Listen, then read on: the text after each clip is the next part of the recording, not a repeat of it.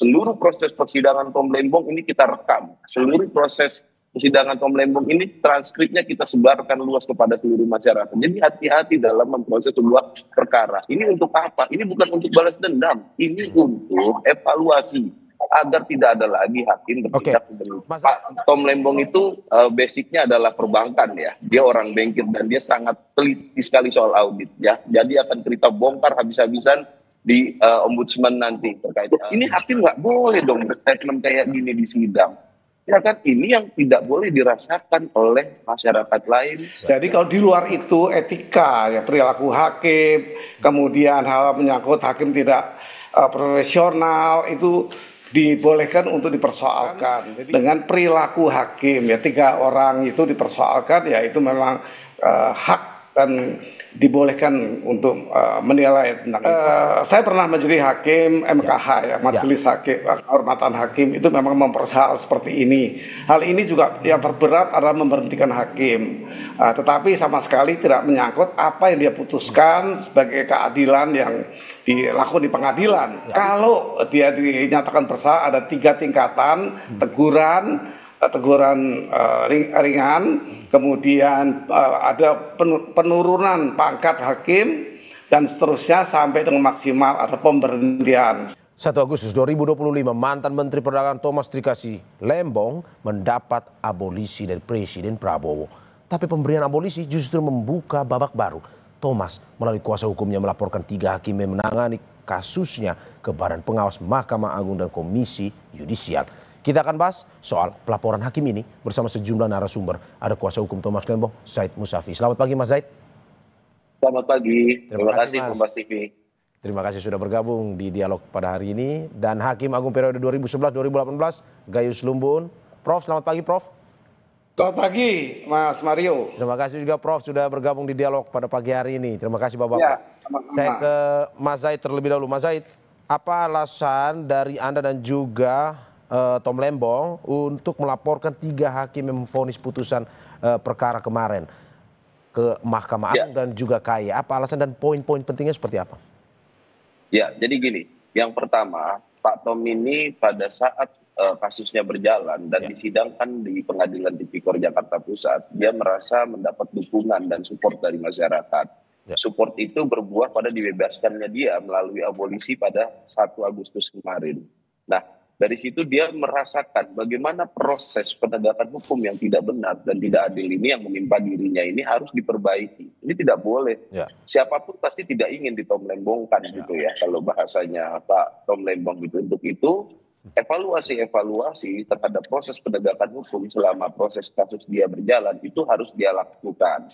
Yang pertama salah satunya adalah dugaan atas tindakan hakim yang tidak menjunjung tinggi asas presumption of innocent, melainkan mengedepankan asas presumption of guilty. Presumption innocent ini adalah asas praduga tidak bersalah. Dia tidak boleh, dia harusnya diperlakukan sebagai orang tidak bersalah, ya kan? Karena proses peradilan itu harus mencari kebenaran, bukan mencari-cari kesalahan.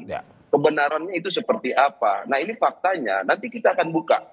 Pada saat audiensi dengan Komisi Yudisial dan saat audiensi dengan Mahkamah Agung nanti, video itu akan kami tampilkan. Sudah kami tegaskan dari awal.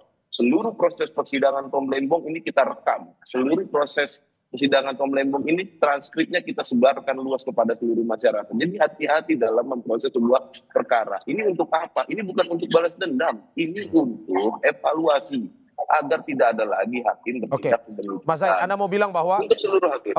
Anda mau bilang bahwa hakim selalu menduga bahwa Tom Lembong bersalah dalam kasus ini, seperti yang Anda bilang tadi. Betul, ini bukan menduga. Ya, dia tidak memperlakukan Pak Tom Lembong dengan mengedepankan asas praduga tak bersalah, tapi mengedepankan asas praduga bersalah atau presumption of guilty. Jadi seolah-olah Pak Tom ini diperlakukan orang yang sudah bersalah, proses persidangan adalah mencari alat buktinya. Padahal tidak demikian. Hukum acara pidana itu dibuat untuk menahan atau mengatur agar tidak terjadi kesewenang-wenangan dalam proses pelaksanaan hukum pidana itu sendiri. Untuk itu kita akan melaporkan ini baik ke Komisi Yudisial, ke Mahkamah Agung, dan jangan lupa kami juga melaporkan auditor BPKP yang telah secara serampangan melakukan auditnya. Itu akan kita laporkan. Saya tambahkan sedikit. Pak Tom Lembong itu basicnya adalah perbankan ya. Dia orang bankir dan dia sangat teliti sekali soal audit ya. Jadi akan kita bongkar habis-habisan di ombudsman nanti terkait audit BPKP ini. Oke, itu juga menjadi salah satu laporan ya audit BPKP itu. Betul. Mas Zaid, sebelum saya ke Prof Gayus, apa sebenarnya ingin dibuktikan dari laporan ini? Apakah ingin memperlihatkan bahwa vonis ini bersalah atau sebenarnya ingin mengatakan bahwa Tom Lembong tidak bersalah sebenarnya, atau Tom Lembong sudah mengikuti proses ini secara benar sebenarnya? Apa yang sebenarnya mau ditunjukkan dari laporan ke MA ini? Begini, bersalah atau tidak bersalah Ya. itu ranahnya pada pokok perkara. Oke. Artinya kalau pada tingkat pertama kita tidak setuju, dia dinyatakan bersalah, maka kita harus banding, ya. Tapi dari proses ini kita harus ingat ada rasa keadilan masyarakat. Hakim memang punya hak untuk memutus, tapi masyarakat punya dong rasa keadilan, dan Tom Lembong pun berhak atas rasa keadilan itu. Ya. Kenapa putusan ini tidak didasarkan kepada suatu fakta-fakta yang memang seharusnya jadi pertimbangan hakim? Contoh simpel, kenapa pada saat keterangan dari Inkopkar ataupun Inkopol itu menyatakan bahwasannya ini adalah perintah presiden, tidak ditindaklanjuti dengan mengklarifikasi ini kepada presiden dari proses penyidikan bahkan pada saat pemeriksaan di pengadilan. Bahkan ahli dari jaksa penuntut umum loh, ini ahli dari jaksa penuntut umum menyatakan harus didengarkan keterangan dari presiden pada saat itu. Apakah betul perintah itu terbit gitu kan? Yang kedua, pada saat diperiksanya Direktur Utama itu Ibu Dayu Padmarengganis, itu diperiksa sebagai saksi pada saat itu. Ya. Itu langsung disimpulkan bahwa seolah-olah terjadinya terjadinya importasi gula, penunjukan perusahaan swasta dan distributor gula itu adalah rekayasa seorang Tom Lembong. Loh, ini hakim nggak boleh dong berstatement kayak gini di sidang. Ya kan, ini yang tidak boleh dirasakan oleh masyarakat lain, yang itu yang menjadi goals Pak Tom Lembong. Dia ingin mengambil peran dalam perbaikan proses hukum ini, dan seluruh hakim ke depannya di Indonesia tolong belajar dari kasus ini. Jangan memperlakukan orang semena-mena di ruang sidang. Oke, saya ke Prof Gayus. Prof Gayus, bagaimana Anda melihat bahwa setelah mendapatkan abolisi, pihak Tom Lembong akhirnya melaporkan 3 hakim yang memvonis perkara tersebut. Dari tanggapan Anda sendiri seperti apa? Dalam konteks perilaku hakim tentunya itu dibolehkan ya. Jadi artinya karena status posisi yang diturunkan oleh presiden dengan abolisinya, artinya menghentikan semua proses hukum, tidak boleh lagi menyangkut apa-apa yang berkaitan dengan hukum yang diproses. Jadi kalau di luar itu etika ya, perilaku hakim, kemudian hal menyangkut hakim tidak profesional itu dibolehkan untuk dipersoalkan. Jadi itu bisa nanti dibentuk seperti keterangan Mahkamah Agung. Silakan memberikan hal-hal yang berkaitan dengan perilaku hakim. Ya 3 orang itu dipersoalkan, ya itu memang hak dan dibolehkan untuk menilai tentang itu. Oke, Prof, berarti soal etika saja, bukan soal putusan, bukan soal hal-hal materi sidang, bukan ya? Tentu, karena abolisi kan bersifat menghentikan proses hukum. Keadilan itu dihentikan, itu sudah tidak boleh lagi dilakukan atau tidak. Kalau diterima abolisi ini maka tidak boleh melakukan. Tetapi kalau memang mengarah kepada pokok perkara atau keadilan yang ada, itu bukan di sini tempatnya, bukan di pengaduan ini. Oke, Prof, bagaimana sebenarnya kita menjelaskan proses jika pada akhirnya ada masukan laporan seperti ini ke MA ataupun KY terkait dengan kode etik ini? Akan diterima seperti apa prosesnya oleh MA?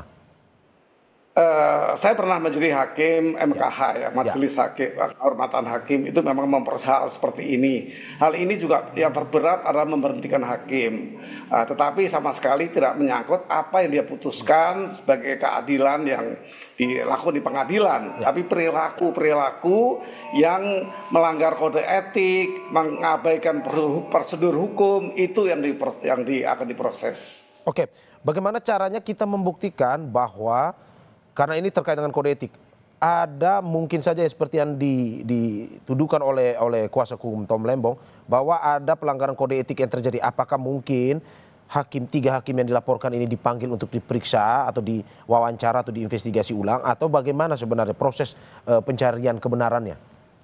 Iya, dipanggil ketiganya. Ya.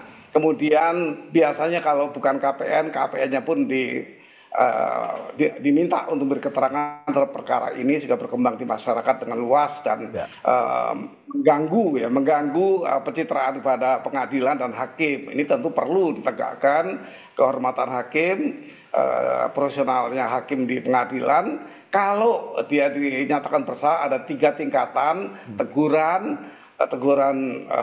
ringan, kemudian ada penurunan pangkat hakim, dan seterusnya sampai dengan maksimal ada pemberhentian sebagai hakim. Oke, berarti sanksi pada akhirnya jika memang apa yang dituduhkan ini benar, paling berat itu tadi pemberhentian ya Prof, bukan dalam arti Ya, bahwa itu paling berat. Oke, bukan berarti bahwa terkait dengan materi sidang Putusannya. ataupun vonisnya tidak ya? Tidak, tidak sama sekali karena kita tidak menyentuh itu. Apalagi ini itu sudah dihentikan ya. Kalaupun bukan soal pengendalian polisi juga kalau menyentuh hal-hal keadilan diputuskan itu bukan wilayah dari Majelis Kehormatan Hakim. Oke, kalau dalam kasus Tom Lembong ini, Prof, kalau memang terbukti melanggar kode etik, apa sebenarnya sanksi yang mungkin saja bisa diberikan? Ya tergantung efeknya, ya. Tergantung akibat yang ditimbulkan. Tapi ini memang cukup berat karena publik bergolak dan tentunya ini menyangkut satu perilaku hakim yang perlu diperiksa memang. Oke, kalau secara umum Prof, melihat persidangan kemarin sehingga sampai saat ini yang dilakukan oleh Tom Lembong, menurut Anda apakah betul dari pengamatan Anda, Prof, sebagai mantan hakim? Apakah memang ada analisis pelanggaran kode etik di situ? Kalau seorang presiden sudah menghentikan ya sebuah proses hukum, artinya itu ada sesuatu yang berdampak kepada masyarakat. Dalam hal ini paling tidak keterangan menteri yang lalu mengatakan untuk stabilitas, untuk melakukan konsiliasi pada masyarakat. Jadi ini memang satu hal yang perlu mendapat perhatian tentang apa yang telah dilakukan secara perorangan hakim itu sebagai perilaku. Apakah hakim dinilai tidak profesional? Itu saja pokoknya. Oke, Prof. Menjalankan tugasnya sebagai hakim. Oke, dampaknya ke masyarakat ini apakah karena Thomas Lembongnya ataukah karena hakimnya sebenarnya? Pertanyaan. Bisa dibaca dua arah. Dicuatkan ini presiden memberikan ancaman atau peringatan kepada pengadilan agar hakim-hakim lebih tertib. Tapi pendapat yang lain kan juga kepada masyarakat, seolah-olah dihentikan karena masyarakat jangan ikut-ikutan rame-rame kemudian setiap hari membahas sehingga terjadi instabilitas nasional juga. Jadi ini memang dua sisi, dua mata pedang ini sebenarnya. Oke, Prof, saya ke Mas Said. Mas Said, bagaimana Anda melihat bahwa ya tadi seperti yang disampaikan oleh Prof Gayus, dalam kode etik ini ada sanksi-sanksi yang memang diberikan, tingkatan sanksinya yang paling tinggi adalah pemberhentian itu. Apakah memang pada akhirnya memang kalau memang terbukti kode etik ini dilanggar oleh hakim yang memvonis itu, dari kuasa hukum Tom Lembong berharap ya ada tindakan tegas juga kepada hakim ini. Menurut Anda seperti itu? Ya, itu hanya bagian kecil dari tujuan kami. Karena tujuan Pak Tom itu ini bagian bukan kecil ya, Mas ya? Iya, itu bagian kecil aja. Karena tujuan Pak Tom ini dan kita tim hukum ini adalah agar ada evaluasi, agar ada kritik, agar ada perbaikan. Jangan sampai ada lagi pengadilan atau hakim menyidangkan seorang terdakwa seperti demikian. Itu tujuan utamanya. Karena Pak Tom berjanji bahwa bebasnya dia tidak memikirkan dirinya sendiri saja. Dia tidak ingin ada orang lain mendapatkan proses peradilan yang demikian. Sudah sedemikian gamblang bukti di pengadilan. Sudah sedemikian jelas audit itu kita bongkar habis-habisan, kita patahkan dalil dan cara pembuatannya. Kok masih ada putusan yang seperti demikian? Ya, ditambah lagi dalam proses pemeriksaan saksi-saksi tadi, hakim itu cenderung mengambil kesimpulan yang tidak sesuai dengan fakta menurut kami. Apa contohnya? Contohnya, pada saat Pak Rahmat Gobel selaku Menteri Perdagangan itu dimintai keterangan, itu ditanyakan apakah saudara menyetujui perpanjangan untuk operasi pasar.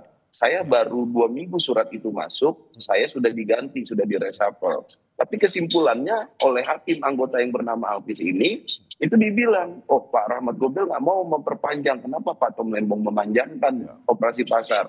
Nah ini kan kesimpulan-kesimpulan yang kesimpulan-kesimpulan yang tidak benar gitu ya berdasarkan fakta persidangan ini yang kita adukan.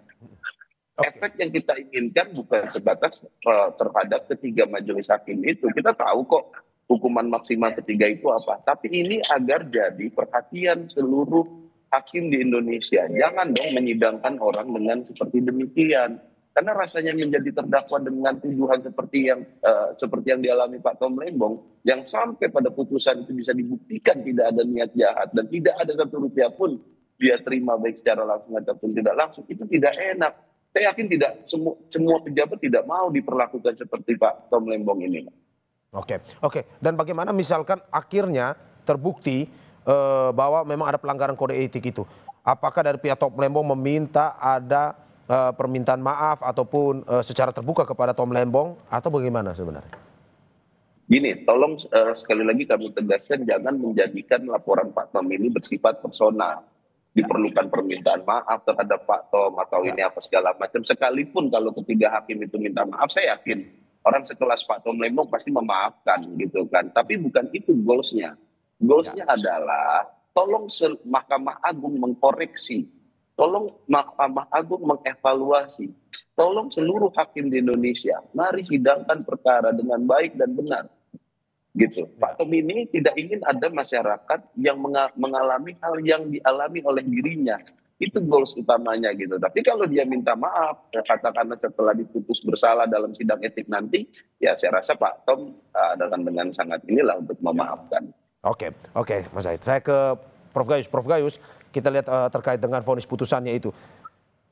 Bagaimana Anda melihat bahwa putusan mengatakan Tom Lembong bersalah, tetapi selama ini mengatakan bahwa Tom Lembong sama sekali tidak menerima keuntungan apapun dari kasus tersebut. Bagaimana Anda menanggapinya? Tetapi sebelum Anda tanggapi, Prof, sebelum Anda tanggapi kita saksikan jeda berikut.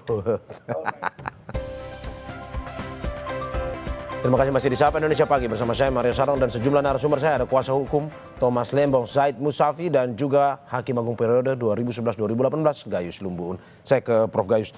Prof Gayus, bagaimana Anda melihat bahwa vonis tetap bersalah bagi Tom Lembong, tetapi Tom Lembong mengatakan bahwa tidak ada keuntungan yang dia terima sama sekali. Menurut Anda seperti apa? Ya, itu tentu masalah materi, yaitu masalah keadilan yang diproses di pengadilan. Tetapi yang diajukan pelaporan itu mengenai perilaku. Perilaku adalah orang per orang ya.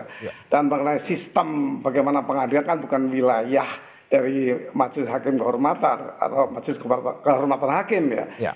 Majelis ini hanya memeriksa perilaku. Yang lain ada mekanisme lain, ada wadah lain tentang sistem pengadilan yang perlu dirubah. Itu kan bukan di sini tempatnya. Jadi bagi saya kalau ini diajukan tentu diterima. Apapun yang disampaikan akan ditelaah sehingga nanti menjadi satu produk perilaku. Apakah hakim ini sudah melakukan atau sudah secara profesional mengadili perkara ini. Jadi tentu tidak meluas bahwa ini akan merubah pengadilan. Itu ada wadahnya untuk mempersoalkan, membangun, memperbaiki. Itu bahkan kita punya blueprint ya ketika saya di Mahkamah Agung itu 30 tahun Pak Bagir Manan itu ingin menjadi court excellence. Jadi memang berbagai hal perlu dipikirkan untuk negara ini, tapi tentu masing-masing porsi yang akan melakukan proses itu berbeda-beda. Oke, termasuk juga mempertimbangkan bahwa selama ini yang kita dengar terkait dengan niat jahat atau mens rea-nya, dalam arti bahwa Tom tidak menerima sehingga mungkin saja tidak terbukti adanya mens rea-nya. Menurut Anda seperti itu bisa juga masuk dalam pokok laporan itu yang akan diperiksa? Mens rea itu kan satu hal yang diharapkan untuk bisa memberikan pandangan seperti itu. Mens rea dan actus reus ya itu harus sejajar. Artinya tidak punya niat tapi juga tidak pelanggaran apapun. Nah, itu kira-kira pasangan secara umum dipandang seperti itu. Sehingga mens rea ini diatur juga di Undang-Undang KUHP ini. Ya kalau kita perhatikan pasal 44 itu tegas ya, yang dimaafkan dan yang dibenarkan. Itu harus melengkapi atau itu bagian dari satu kelengkapan dari mens rea. Mens rea harus tidak dipandang bisa dimaafkan atau bisa dibenarkan. Jadi tidak mens rea berdiri karena siapa bisa baca hati orang. Hati orang itu disandingin ya dengan satu pasangannya ya. Kalau orang menabrak orang mati, misalnya tercacat seumur hidup, itu diukurnya adalah itu. Dia tidak punya niat untuk membunuh melalui kecelakaan ini, tetapi dia lalai. Ya itu bukan bagian dari mens rea, itu sandingan ya, sehingga dia dihukum juga ya seperti itu ternyata. Jadi hal-hal seperti itu mesti dengan baik-baik kita pahami. Mens rea tidak berdiri sendiri. Mens rea harus dengan aktu serius dinilai sebanding keduanya, tidak bisa dipisahkan. Oke, termasuk juga dengan tadi yang dikatakan oleh Mas Zaid bahwa terkait adanya hakim terlalu ini melihat bahwa ini tidak ada prasas aduga tak bersalahnya, lebih ke mengatakan prasas bersalahnya, praduga bersalahnya si Tom Lembong ini. Menurut Anda itu juga menjadi bagian dari proses ataupun penilaian nantinya? Kalau itu sebagai bagian ya tentunya akan dibahas, akan disidangkan oleh Majelis Kehormatan Hakim. Kalau itu dicuatkan, apapun boleh saja dilaporkan, nanti MKH akan menilai secara seimbang ya. Belum tentu juga Pak hakim-hakim ini akan minta maaf ke Pak Lembong, juga bisa sebaliknya kan, atau tidak sama sekali, dua-duanya tidak masalah. Itu putusannya berbeda ya. Itu bukan konteks kami, bukan ketika saya di Mahkamah Agung ya, bukan konteks kami ketika di sana itu mempersoalkan hal seperti itu. Kami yang memutuskan saja apakah laporan ini betul diperiksa dengan baik. Kalau betul ada tadi tingkatan-tingkatan sanksi sampai dengan pemberhentian kalau berat ya. Kalau berat itu ada berdampak seperti itu akibat perbuatan personal, bukan sebagai hakim yang memutus perkara. Oke. Mas Said, saya ke Mas Said. Mas Said, bagaimana Anda melihat bahwa ini ada tadi tidak ada niat jahat, Pak Tom tidak menerima apapun, tapi mungkin saja ada proses-proses yang memang dinilai hakim mungkin melanggar, pada akhirnya divonis seperti itu. Menurut Anda itu yang ingin Anda menjadikan pokok nantinya, atau mempertanyakan kode etik dari hakim itu, atau seperti apa sebenarnya? Dari pernyataan, halo Mas Said? Halo. Oke, bisa didengar ya? Halo, udah masuk Pak. Oke, silakan Mas. Oke. Ya.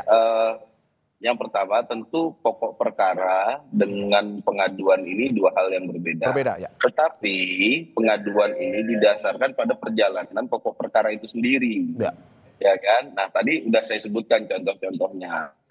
Gitu kan? Nah contoh lagi. Pada saat kita mengajukan memori banding, kita masukkan memori banding. Sebelum berkas banding itu dikirim ke pengadilan tinggi, itu kita melakukan proses pemeriksaan berkas yang namanya insahe. Kita mau cek apakah betul dikatakan ada pertemuan-pertemuan yang dilakukan oleh Tom Lembong. Yang ini jadi bukti dari niat jahat. Kalau tadi disinggung bahwasanya mens rea itu harus ada tindakannya, betul, bisa dilihat dari tindakannya. Tapi faktanya tindakan tersebut juga tidak ada. Nah, bagaimana hakim bisa mengambil pertimbangan yang tidak benar? Makanya kita cek pada saat proses berkas itu diperiksa di proses inzaga di pengadilan negeri kemarin. Pada saat kita cek, itu ternyata didasarkan pada BAP. Bukan berdasarkan pada fakta persidangan. Fakta persidangan semua kompak, baik dari pihak swasta, dari pihak dari pihak Dirjen ya, Gusri Agustin hari itu menyatakan memang Pak Tom tidak pernah bertemu ataupun berkomunikasi baik langsung ataupun tidak langsung dengan perusahaan itu ya. Iya, penunjukan 8 perusahaan swasta itu adalah daftar termasuk dalam perusahaan yang namanya sudah masuk di daftar list yang dibuat oleh Pak Rahmat Gobel pada bulan Mei 2015-nya. Itu dalam konteks pokok perkaranya. Tapi pertimbangan ini, cara membuat pertimbangan yang tidak didasarkan oleh fakta pengadilan, melainkan didasarkan pada fakta BAP, ini yang kita sayangkan.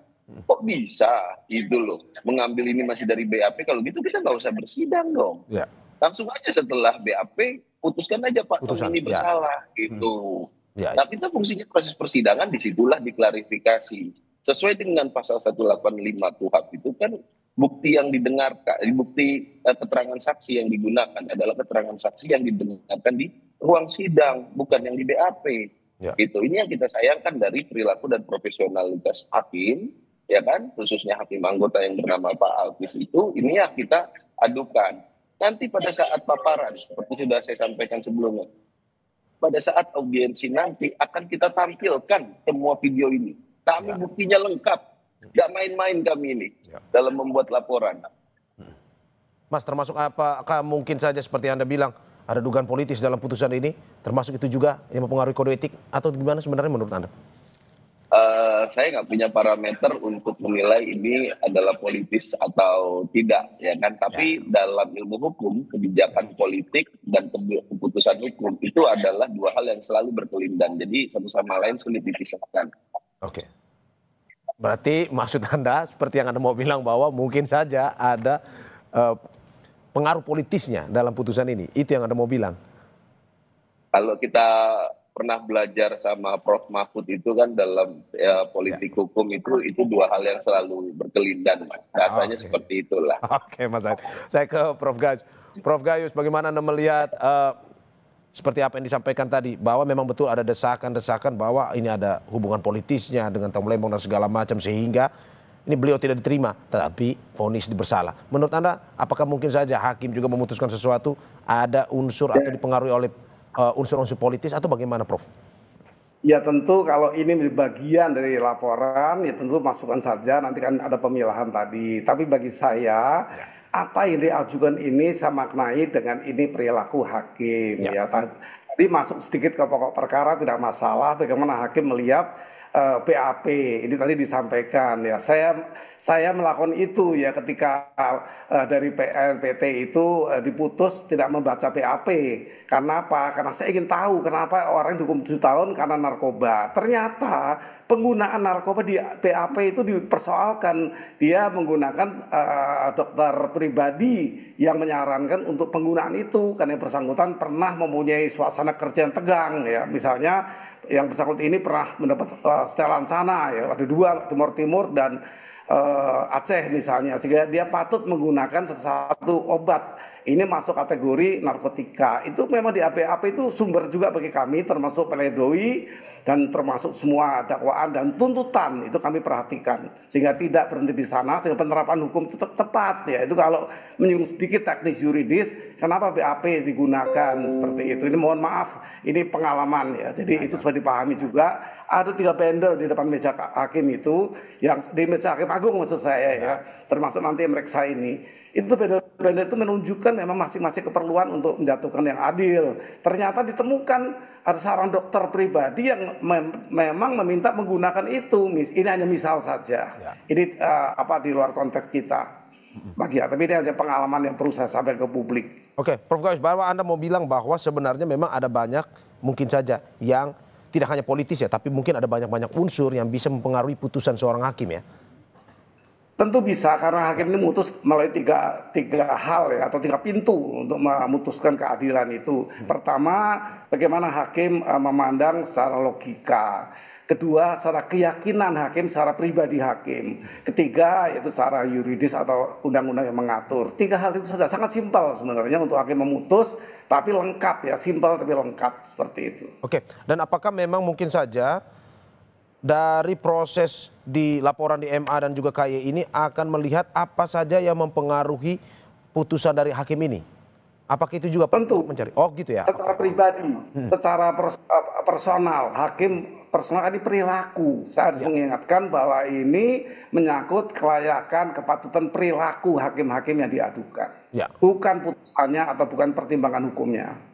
Oke, termasuk kalau misalkan kita menemukan ada unsur politisnya, apakah itu juga salah satu yang bisa disanksi berat, Prof? Kalau misalnya ditemukan, kalau politis teknis ya, kan politis itu ada 2 ya, ada etis, ada teknis ya. Kalau teknisnya masuk, tentu dia akan dipersoalkan. Kenapa kamu memasukkan teknis politik yang bukan wilayah hukum? Tentunya bukan wilayah hak hakim mempertimbangkan politik. Ya, tentu hakim akan ditanya nanti apa pertimbangan Anda memasukkan atau mendengarkan atau mematuhi, itu nanti akan dipersoalkan. Oke, berarti semuanya akan dicari ya terkait dengan kode etik dan juga apa yang mempengaruhi putusan ini dilakukan ya, Prof ya?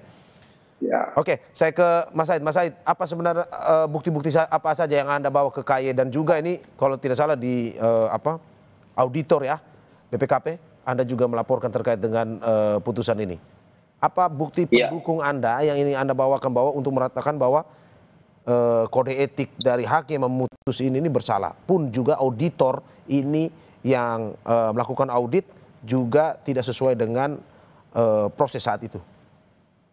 Yang pertama, untuk pengaduan pelanggaran kode etik, tentu yang untuk mempermudah kita akan membackup-nya dengan bukti video, ya kan, dan bukti audio juga dengan bukti transkrip persidangan.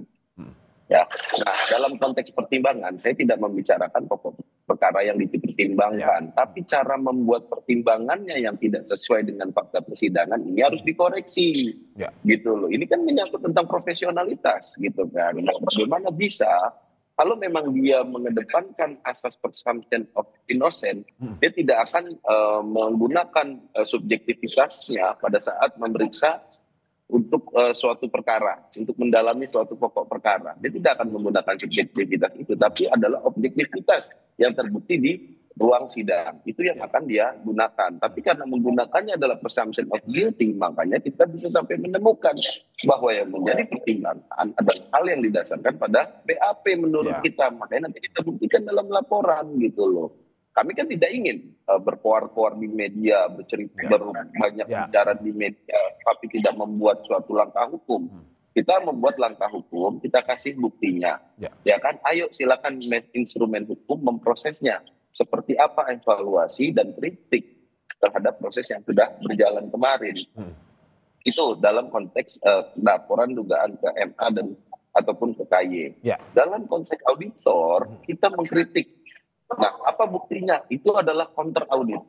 Itu sudah kita paparkan di ruang sidang. Bagaimana bisa pembuatan audit itu seperti, itu sangat kita sayangkan lah profesionalitasnya. Contoh dulu. Audit itu kan harusnya ada suatu fakta, ya, ada dasar hukum, ada analisa, akhirnya melahirkan kausalitas kerugian keuangan negara. Ya, ini tidak. Ini cuma fakta didasarkan pada hasil penyelidikan dan penyidikan, langsung perbuatan melawan hukumnya tanpa ada analisa, langsung perhitungan kerugian keuangan negaranya. Iya, ketika kita tanya apa dasarnya kok tahu ada fakta seperti ini, berdasarkan peraturan ini kok disimpulkan dia melakukan perbuatan melawan hukum, itu ada kertas kerja kita nggak dikasih pada saat proses persidangan. Itu kan kita sayangkan. Terus yang kedua, apakah hasil audit ini diupdate isi keterangannya pada saat proses penyidikan sama pada proses persidangan? Kan enggak. Ini masih menggunakan fakta sesuai dengan proses penyidikan. Nah, itu pun juga salah. Nah, kesalahan fatal yang ketiga adalah cara mencantumkan laporan keuangan atau cara menuangkan laporan keuangan. Importasi gula itu pembeliannya itu menggunakan kurs USD. Kalau nggak salah hari itu 13.100 sampai 13.500. Artinya ada angka pengali dalam audit. Ketika timbul 500 miliar sekian kerugian keuangan negara, ada dasar angka pengalinya. Nah, angka pengali yang dituangkan dalam audit ini adalah angka kode barang, bukan angka dari NDPBM atau nilai kurs rupiah pada saat itu. Tapi hasilnya itu kok jadi nilai yang sama. Jadi gini, $1 $1 itu 13.000 sekian, ya kan? Timbullah keuangan 500 miliar sekian. Dalam salah satu kolomnya itu pengalinya bukan 13.000, tapi 1,7 miliar sekian. Karena sebenarnya itu bukan angka rupiah, itu angka kode barang. Karena ditaruhnya di kolom rupiah, kok bisa hasilnya sama? Ini hasil audit yang akan kita bongkar salah satunya nanti di Ombudsman. Oke Mas, tapi tujuannya sama ya, dalam arti sama seperti laporan ke MA dan KY ya, dalam arti untuk memperbaiki ini proses persidangan. Betul. Seperti itu gini, ya Mas? Lembaga BPKP ini bukan institusi sembarangan. Ini institusi audit yang dibiayai oleh negara untuk melakukan audit agar negara berjalan dalam konteks keuangan itu secara baik dan benar. Tapi ketika produknya ada yang seperti ini, dan ini berakibat pada hilangnya kemerdekaan seseorang, ini harus dievaluasi. Gitu. Jangan-jangan kerugian keuangan negara ini adalah tindakan auditor yang melakukan audit tidak baik dan benar. Jadi negara rugi, harus menggaji mereka. Ini kan harus dievaluasi. Kita nggak boleh menuduh tentunya kan, tapi kan harus dievaluasi. Mengutip pernyataan Pak Pak Tom Lembong, jangan ada Tom Lembong lainnya itu ya. Prof Gayus, bagaimana Anda melihat bahwa tidak boleh ada Tom Lembong lainnya kalau dari perspektif dari Tom Lembong sendiri, bahwa mungkin harus ada belum diputuskan terkait dengan kode etik ini di MA atau KY, tapi bagaimana Anda melihat harus ke depan memperhatikan kode etik dari hakim di pengadilan terkait dengan proses pengadilan itu sendiri yang lebih baik lagi ke depan. Bagaimana Prof? Kalau masalah itu sudah lama, ketika saya di MA pun demikian, sehingga terbit buku biru namanya, itu jangka waktunya 25 tahun sejak 2010 ya. Itu ketua MA-nya masih Pak Pakirmanan. Dia menggagas ini, memperbaiki kinerja MA dan jajarannya.